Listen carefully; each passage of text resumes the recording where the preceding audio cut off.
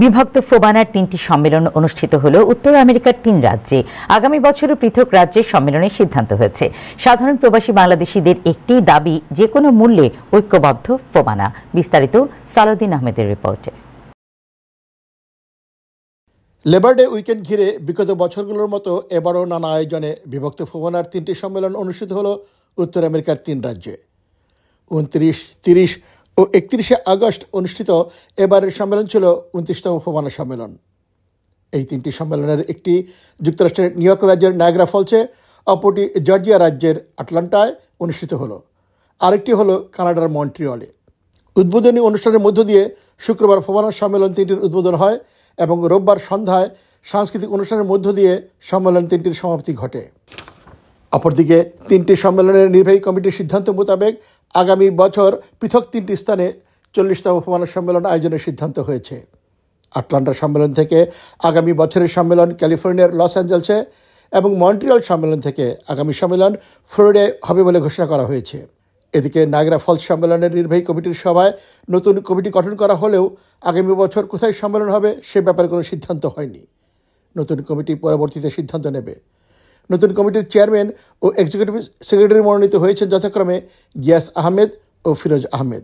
বিগত বছরগুলোর মতো এবছরের সম্মেলনগুলোতে সেমিনার, কাব্য জলসা, মেলা প্রভৃতি থাকলেও তবে মূল আকর্ষণ ছিল সাংস্কৃতিক অনুষ্ঠান ঘিরে। অনুষ্ঠানগুলোতে মূলধারা রাজনীতিক ও কমিউনিটির বিশিষ্ট ব্যক্তিবর্গরা অংশ নেন। এদিকে আটলান্টা সম্মেলনের দ্বিতীয় দিন শনিবার অপ্রীতিকর ঘটনার ব্যাখ্যা দিয়েছেন এই অংশের ফোবানা এক্সিকিউটিভ সেক্রেটারি আবির আলমগীর। সাধারণ অভূতপূর্ব সাড়া আমরা পেয়েছিলাম। হাজার হাজার মানুষ আমাদের এই ফোবানা কনভেনশনে এসেছিলেন আশেপাশের বিভিন্ন স্টেট থেকে। ওভার ক্রাউডের কারণে একটা পর্যায়ে আসলে ফায়ার ডিপার্টমেন্ট এবং পুলিশ ডিপার্টমেন্ট এই অনুষ্ঠানটি আসলে আমাদেরকে বন্ধ করতে বলে, কারণ ওভার ক্রাউড হয়ে গেছিল। আমাদের এতটা এক্সপেকটেশন ছিল না, কারণ ফোবানার এই দ্বিতীয় দিনে যে এত পরিমাণ ক্রাউড হবে আমরা নিজেরা এক্সপেক্ট করিনি আসলে। এবং একটা পর্যায়ে আমাদের আসলে পুলিশ ডিপার্টমেন্ট এবং ফায়ার ডিপার্টমেন্টের অনুরোধের কারণে আমাদের অনুষ্ঠানটা বন্ধ করতে আমরা বাধ্য হয়েছিলাম। প্রবাসী বাংলাদেশিদের এক ছাতার নিচে ঐক্যবদ্ধ করার লক্ষ্যে 1987 সালে ফোবানা প্রতিষ্ঠা হয়। বৃহৎ এই সংগঠনটি তার কর্মকাণ্ডের মাধ্যমে দেশ ও প্রবাসের একটি আইকনিক সংগঠনে পরিণত হলেও পরবর্তীতে নেতৃবৃন্দের ব্যক্তিগত ইগো, রাজনৈতিক মতপার্থক্য সহ ফোবানা গঠনতন্ত্র না মানার কারণে সংগঠনটি বিভক্ত হয়ে পড়ে। আর বিভক্তির ফলে ফোবানা হারিয়েছে তার ঐতিহ্য। সাধারণ প্রবাসীদের একটি দাবি, যে কোনো মূল্যে ঐক্যবদ্ধ ফোবানা।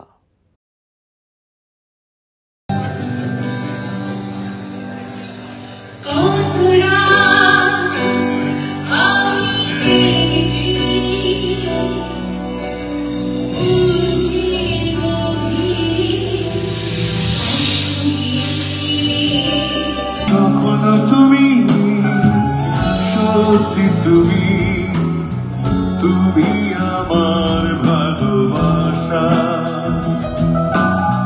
গানে কবিতা তুমি সবিতা।